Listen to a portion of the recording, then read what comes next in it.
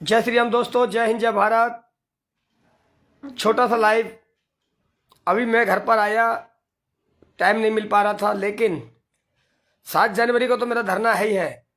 लेकिन अभी मैंने बुराड़ी विधानसभा के विधायक जी का एक वीडियो वायरल होता हुआ देखा अपनी फेसबुक के ऊपर, जिसमें विधायक जी झुग्गी झोपड़ी वालों को और अवैध अतिक्रमण वालों को ये बताते हुए नजर आ रहे हैं कि बेचारों को रात को ठंड में निकाल दिया गया। ये बात बिल्कुल सच्चाई है। जिस टाइम ये झुग्गियां डाली जा रही थी, 10-11 साल पहले की बात बता रहे थे अभी विधायक जी कि हमारी पार्टी की सरकारें थी। ये अक्रोचमेंट और कब्जा पिछले 70 वर्षों से दिल्ली में होता आया है, और मैंने जब से दिल्ली में अपना होश संभाला है, मैं भी दिल्ली में जन्मा हुआ हूँ, दिल्ली में पैदा हुआ।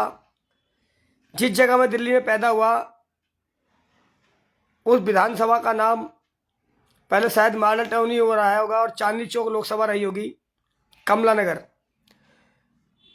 छोटा सा, जैसे कि मैं निरंतर लाइव वीडियो के माध्यम से बताता रहा हूं कि दिल्ली में जब मेरे दादाजी थे, मैं छोटा सा था, मेरे दादाजी मुझे ले जाया करते थे शक्ति नगर, प्रताप बाग से लेकर दिल्ली गेट तक सिर्फ दिल्ली हुआ करती थी, जैसे मेरे दादाजी बताया करते थे। और मैंने अपने दादाजी की बातें बचपन में दिमाग में रखी और आज तक याद है मुझे।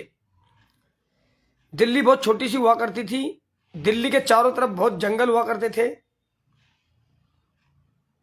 जीटीबी नगर भी एक छोटा सी आबादी वाला क्षेत्र हुआ करता था।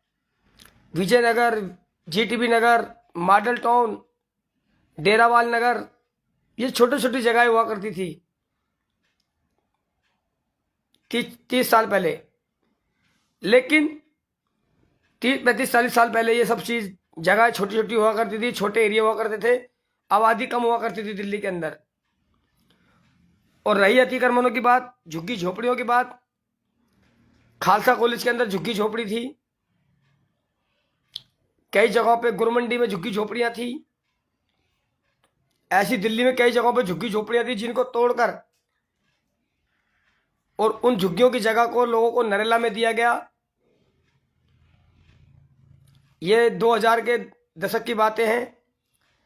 2000 में तोड़फोड़ हुई थी, जब झुग्गी झोपड़ी 2000 के बाद टूटी खालसा कॉलेज की, तो उनको नरेला में जगह दी गई। कई जगहों पे अक्रोचमेंट हटाया गया तो उनको दिल्ली में जगह दी गई, किसी को भलसवा जैजा कॉलोनी में दी गई।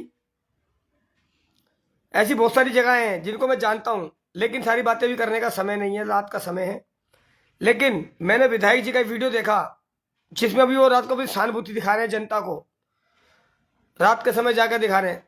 क्या विधायक जी के एरिया में जब आम आदमी पार्टी की सरकार थी, पुष्कर त्रिपाठी जी और संजीव झा, बुराड़ी विधानसभा, इन तीनों विधानसभाओं के अंदर, तिमारपुर, मॉडल टाउन और बुराड़ी विधानसभा के अंदर, गांधी विहार जहां पे लोगों ने आते अवैध अतिक्रमण किया जब आम आदमी पार्टी की सरकार नहीं थी, गोपालपुर जब आम आदमी पार्टी की सरकार नहीं थी, जिनके हाई टेंशन तार के नीचे झुग्गियां डाली गई, जिनके मेरे लाइव वीडियो भी चल रहे होंगे अभी तक।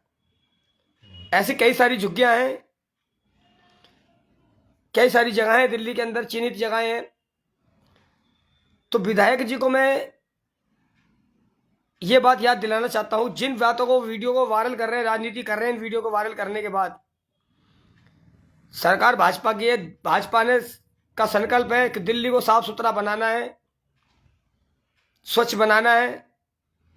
हालांकि मैं भाजपा का कार्यकर्ता नहीं हूं, लेकिन मेरे को भाजपा की एक एक बात याद, उनके विधायकों की, उनके निगम पार्षदों की एक एक बात याद है।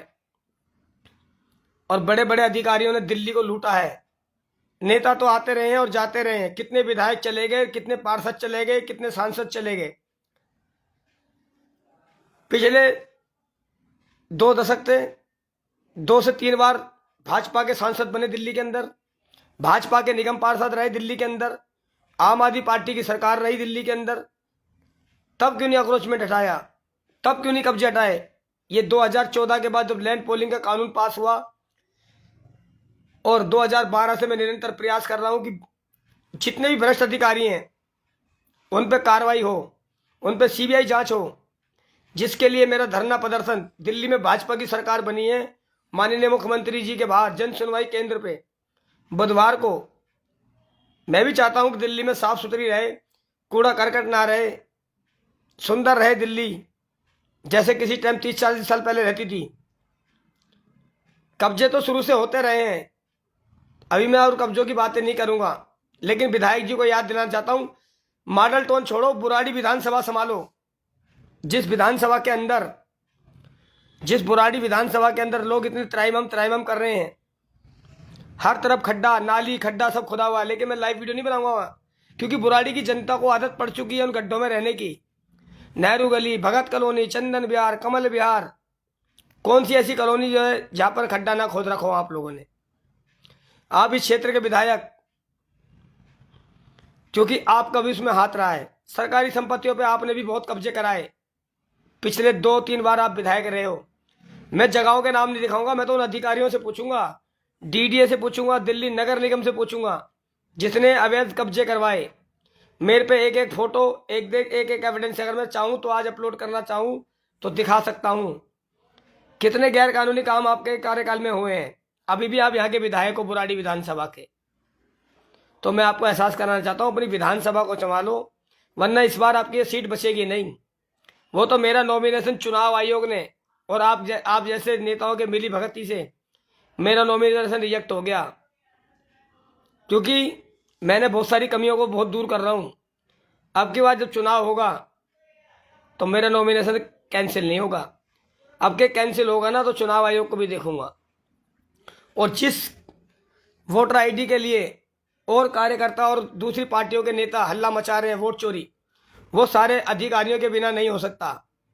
मैं किसी नेता के लिए उंगली नहीं उठा रहा हूँ, मैं अधिकारियों पे उंगली उठा रहा हूँ, उन भ्रष्ट अधिकारियों पे जिनके खिलाफ मैंने धरना भी दिया भी, जिनके कारण मेरा नॉमिनेशन रिजेक्ट भी हुआ। तो विधायक जी ऐसे वीडियो और ऐसी सहानुभूति मत दिखाओ, सब जनता जानती है और जनता को भी मालूम है हम क्या कर रहे हैं। मैं जनता की बुराई नहीं करूंगा, और चुनाव जीतना मेरी अब मजबूरी नहीं है, चुनाव जितवाना अब मजबूरी पब्लिक की हो जाएगा। चलो ज़्यादा बात ना करते हुए, जय हिंद जय भारत। जंग अभी जारी रहेगी।